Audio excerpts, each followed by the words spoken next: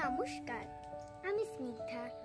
আজ আমার নিবেদন শ্রদ্ধেয় কবি অপূর্ব দত্তের লেখা বীর পুরুষের খোকা। খোকা বলল, সেই ছড়াটা শোনাও না মা। আবার সেই যেটা খুব প্রিয় ছিল তোমার এবং বাবার। মা বলল, তুই তো দেখি জ্ঞানের বটবৃক্ষ রে। কার লেখা, কি নাম ছড়াটার বলতো আগে ঠিক করে। ওই যে গো মা, যে ছেলেটা রাঙা ঘোড়ায় চড়ে মাকে নিয়ে ঘুরতো বিদেশ দিকে দিগন্তরে। সন্ধ্যেবেলা সূর্যি ঠাকুর যেই বসলো পাটে, হঠাৎ এসে পৌঁছে যেত চোরা দিঘির মাঠে। মা গো, তুমি বলতে পারো জায়গাটা ঠিক কোথায়? সত্যি কি মা, ভয় চলে যায় মোরা নদীর সুতায়।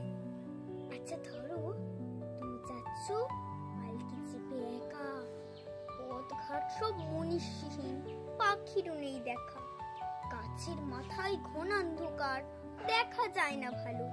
ধরো হঠাৎ দিঘির পাড়ে দেখতে পেলে আলো, আর তক্ষুনি শুনতে পেলে হারে রে রে রে রে।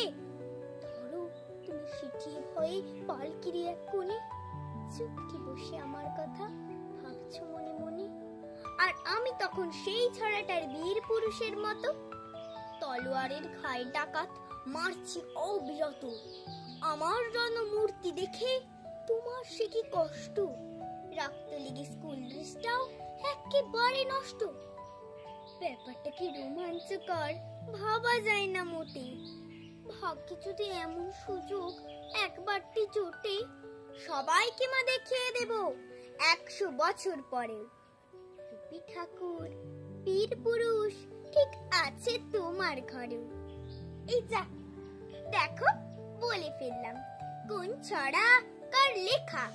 দোষ কিছু নেই, সবই তোমার কাছেই শেখা। নমস্কার।